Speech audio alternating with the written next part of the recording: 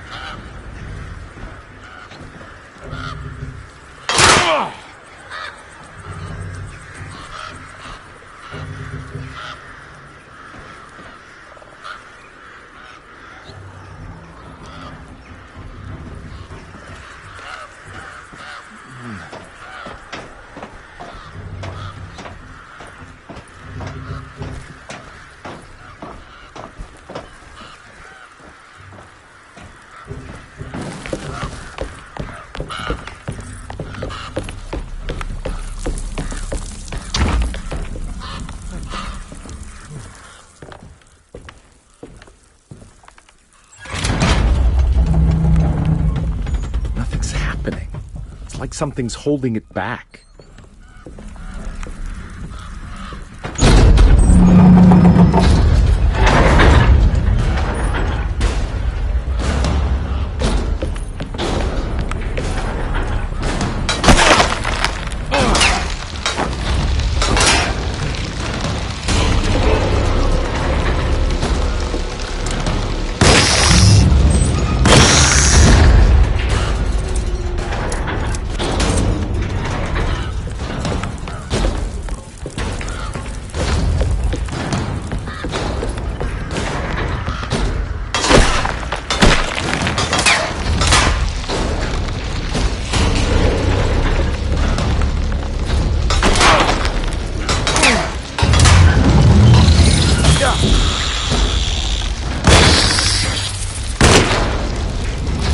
There we go. Should be able to.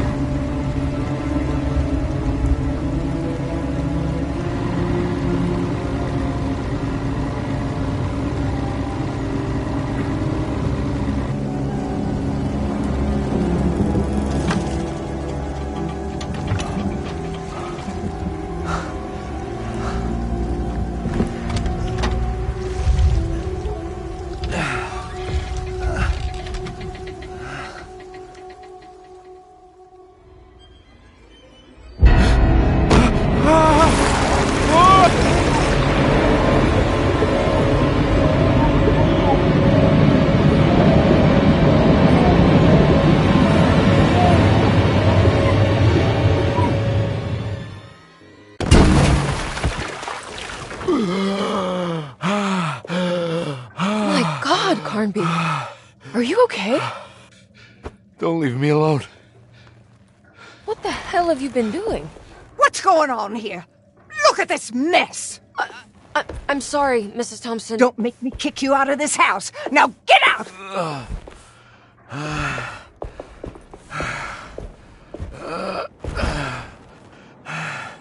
Hey, Detective.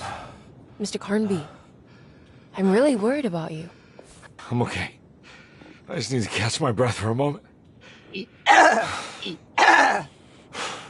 This place? There are some very disturbed figures around here. And I don't think it's just the patients. I've been reading some things about how Derceto has a deranging effect on people. I think it might explain things. What? Just take it easy, okay? I'm gonna go find a way into Dr. Gray's apartment. I want to know what he's hiding. Emily, don't worry. I think I'm close. I'm gonna set everything right. Just be careful.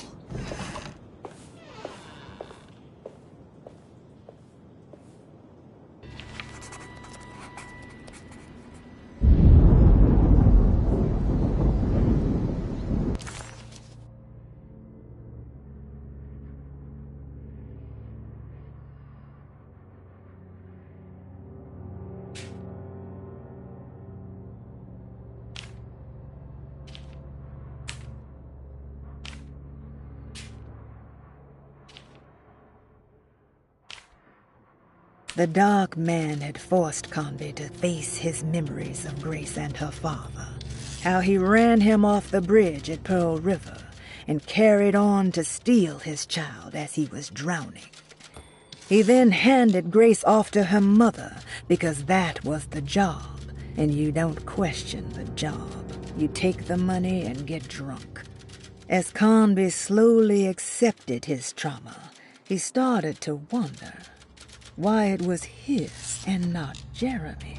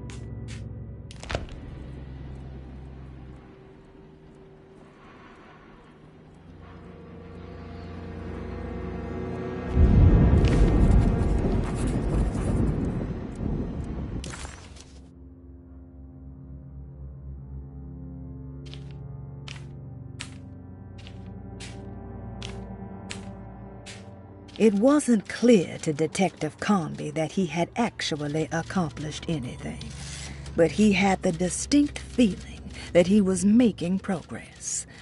The steamboat must have been what the self-deceit was referring to, and clearly the business with Grace was psychological trauma. Out of the 3 steps on the dark man's contract, only one thing seemed to remain: temper-manic behavior. Conby was getting sick of guessing. It was time to pay Dr. Gray a visit in his apartment.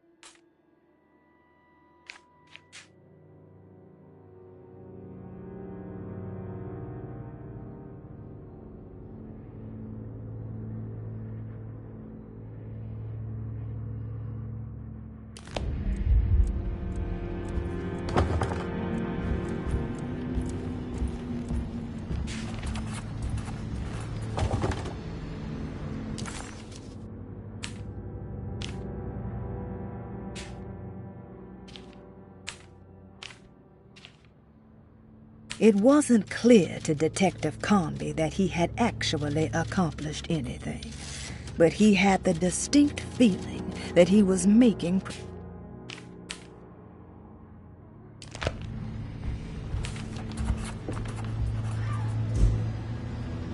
I'm not going in there. She's clearly had enough of me.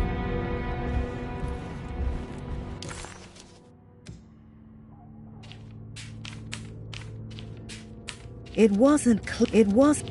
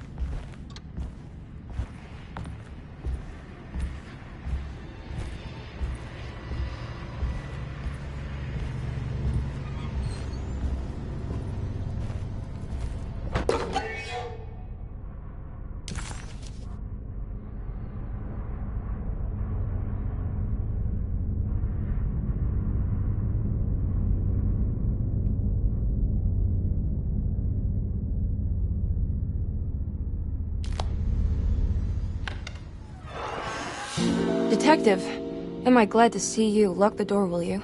I don't think Dr. Gray would appreciate us snooping around. What's going on here? This feels so strange.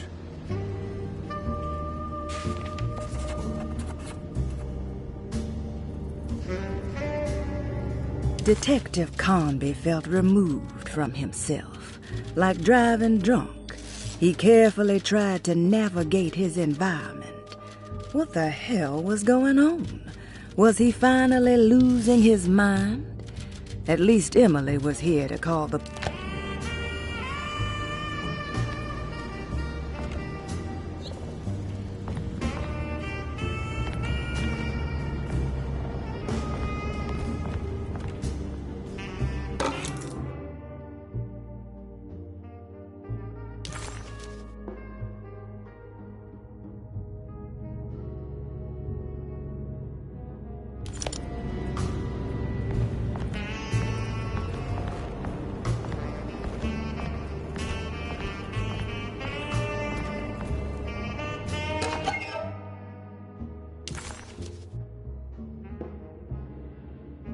Hey.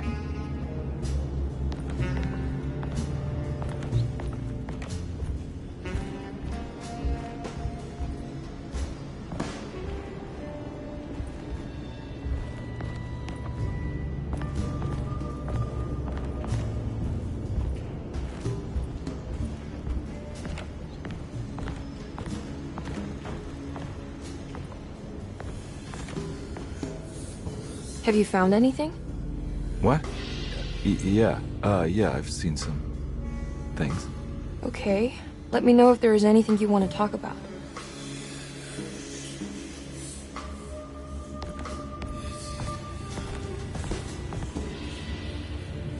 There's a book missing.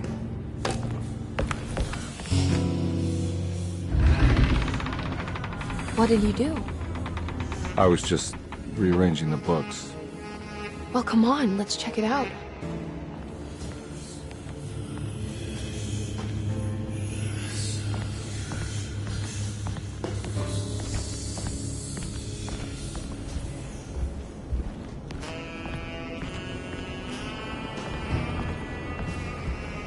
I think I'm beginning to understand.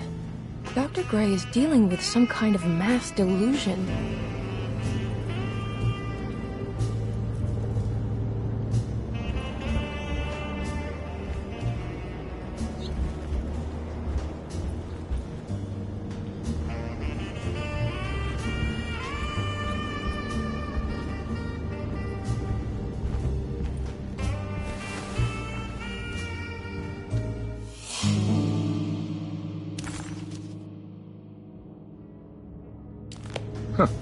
Has that been there this whole time?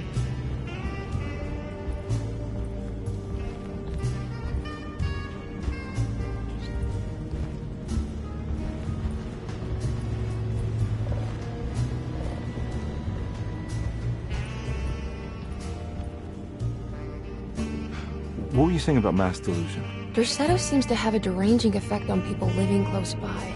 It has a history of creating cults devoted to some nature goddess. Even the name Derceto refers to the cult existing here before the Civil War. Derceto was the name of an ancient fertility goddess worshipped in Syria. Dr. Gray and his friends, however, seem to prefer the black goat of the woods with 1,000 young, or Shub-Nigroth. And that name can only have come from my uncle's twisted mind.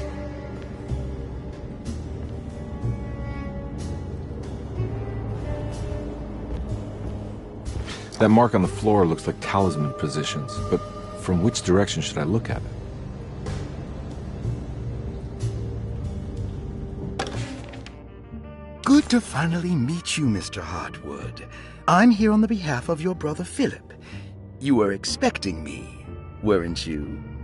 Yes. You're from Derceto, no? That's right. I just wanted to ask you a few questions to see if there is anything I can do to help you and your family. Okay. I understand you're full of imagination. You make up a lot of things. I suppose. And you obsess over them, blurring reality and fiction. Sometimes. Do you want to tell me about the Dark Man? No. No, I don't. That's all right. Perhaps there is something else you can tell me. Something you know to be made up, but you hold dear. Juan? John? Who's John? No. Juan Luis Jorge. Oh, wait there a moment. Here, take a look. Is he... Oh, he is the author.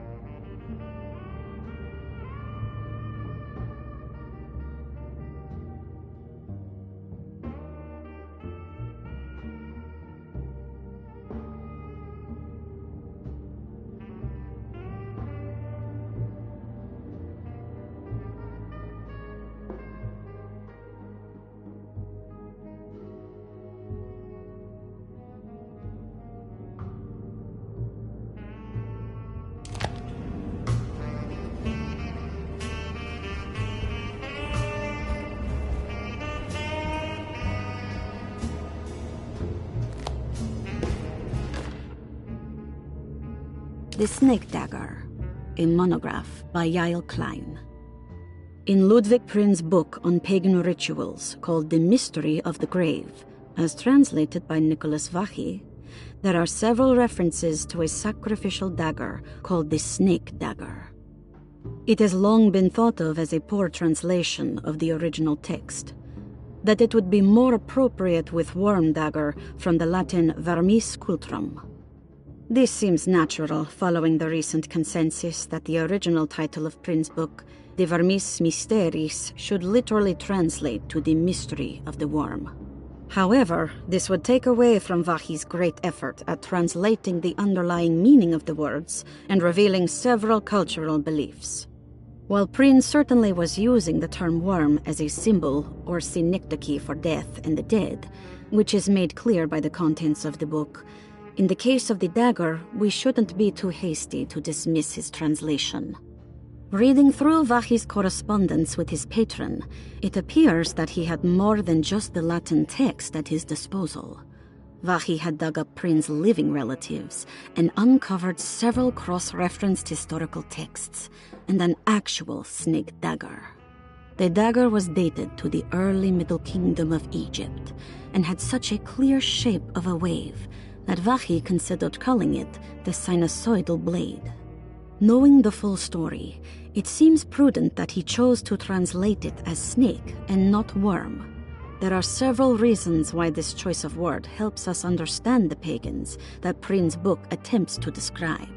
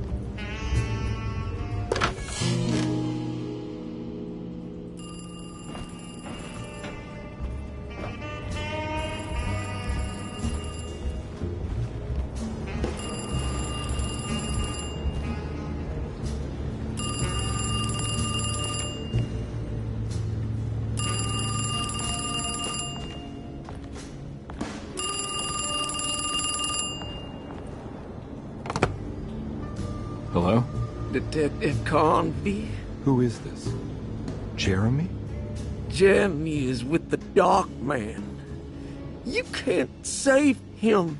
Well, I've done everything you wanted so far, and there's just one more thing on the list. I expect him to keep his promise and return Jeremy unharmed. Get out, Detective. While you still can.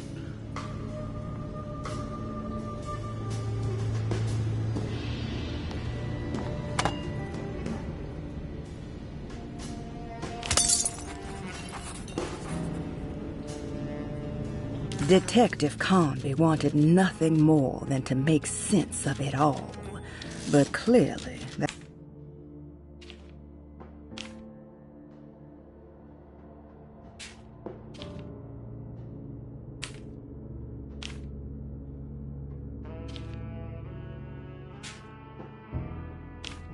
It wasn't clear to Detective Comby that he had actually accomplished anything, but he had the distinct feeling that he was making progress. The steamboat must have been what the self-deceit.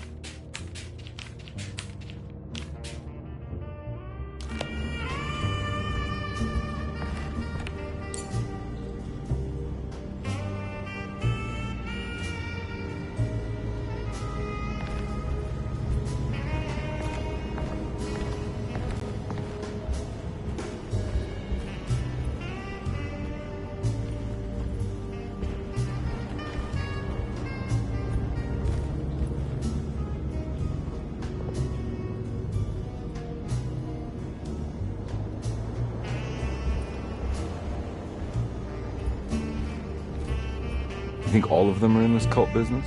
Even Jeremy? I'm not sure any of them have a choice at this point. We just need to find a way to stop all of this.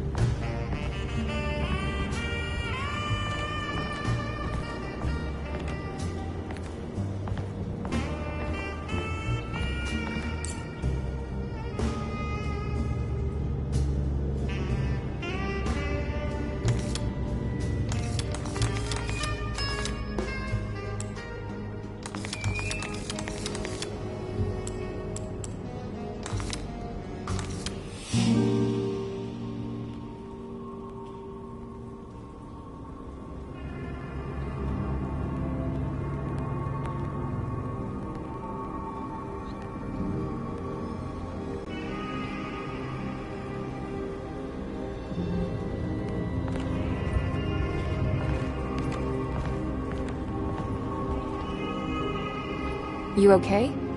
You look a little frazzled. Just stupid telephone. I know. I tried calling the police earlier. The telephone is completely dead. It's not... Yeah, no, the telephone isn't working.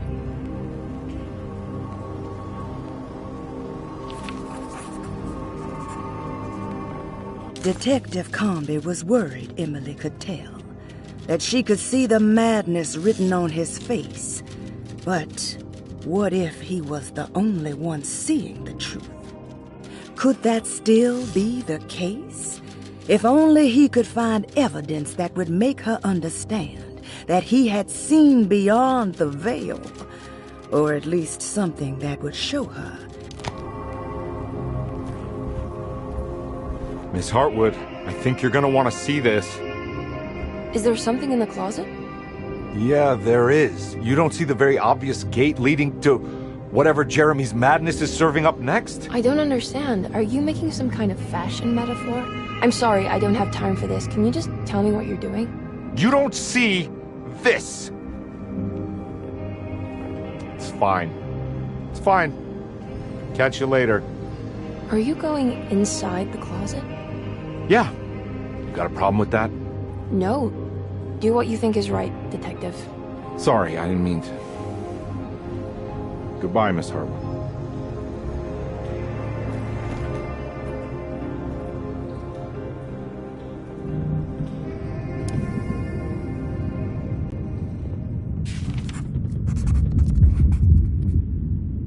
Disheartened by his failure to make Emily understand what he was doing, Detective Conby actually felt better seeing the frozen hell before him.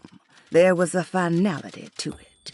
Its clear symbolic opposite to the dark man's desert made him realize this was the end.